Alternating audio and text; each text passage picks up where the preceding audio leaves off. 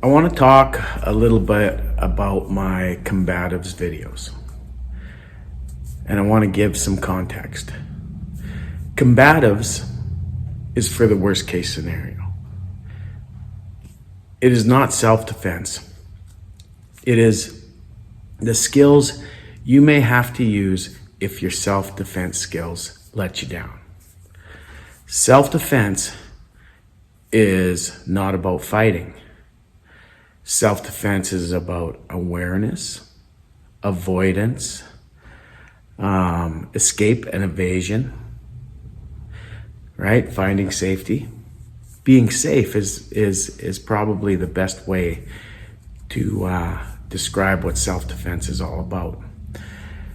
Self-defense is about setting boundaries, trying to assert your boundaries without having to fight.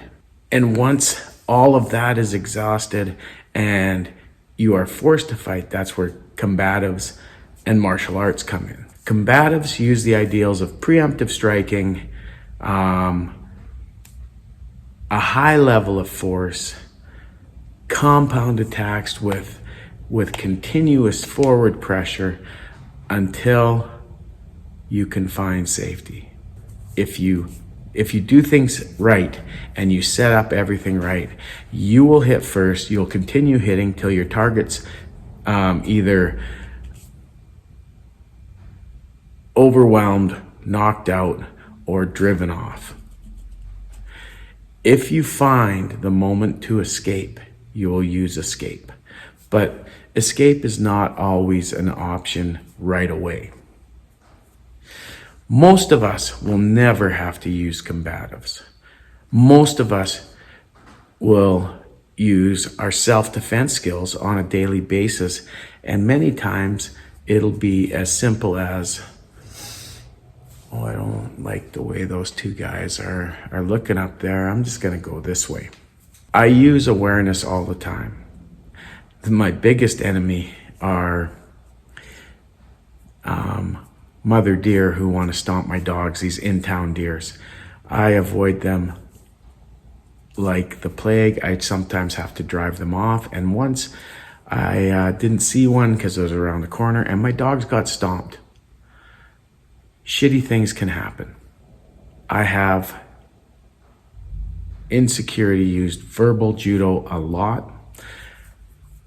I've gone physical a few times, but what has served me in confrontation more than anything else is the ability to de-escalate, the ability not to buy into insults, not to buy into aggression, to be able to keep a cool head and communicate well.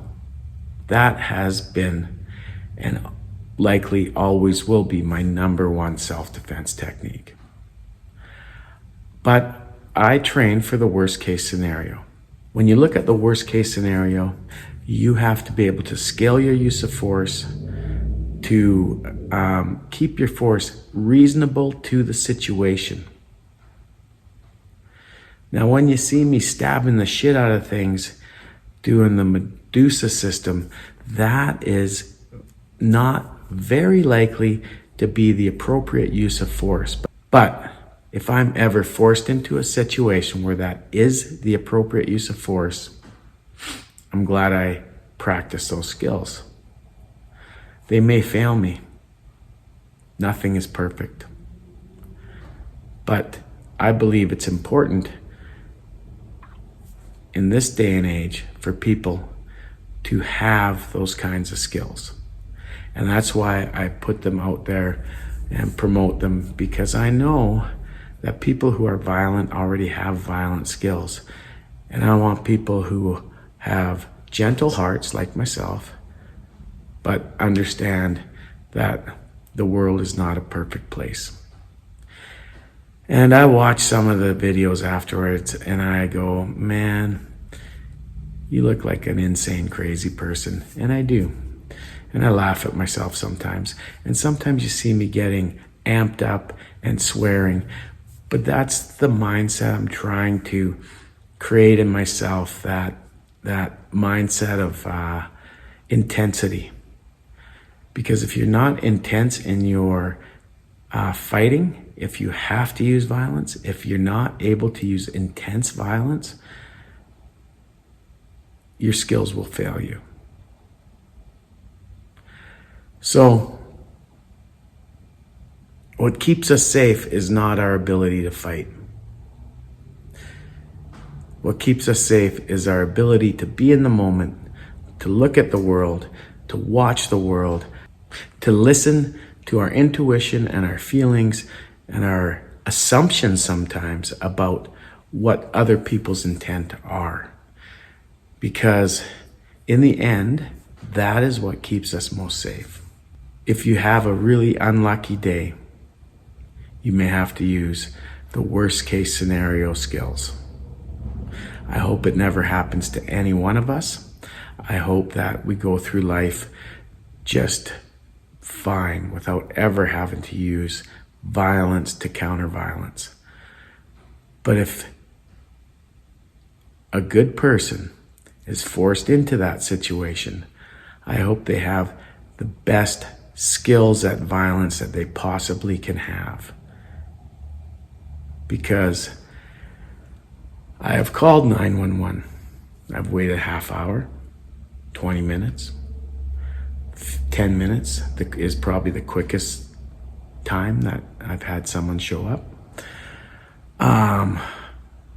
Not even getting the dispatch is another experience I've had from a 911 call.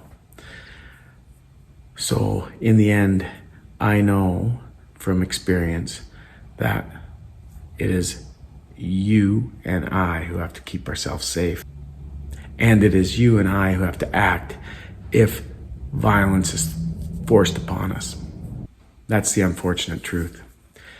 And that's why I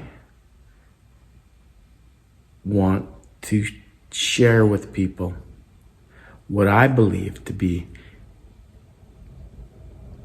good skills to help myself be my own first responder.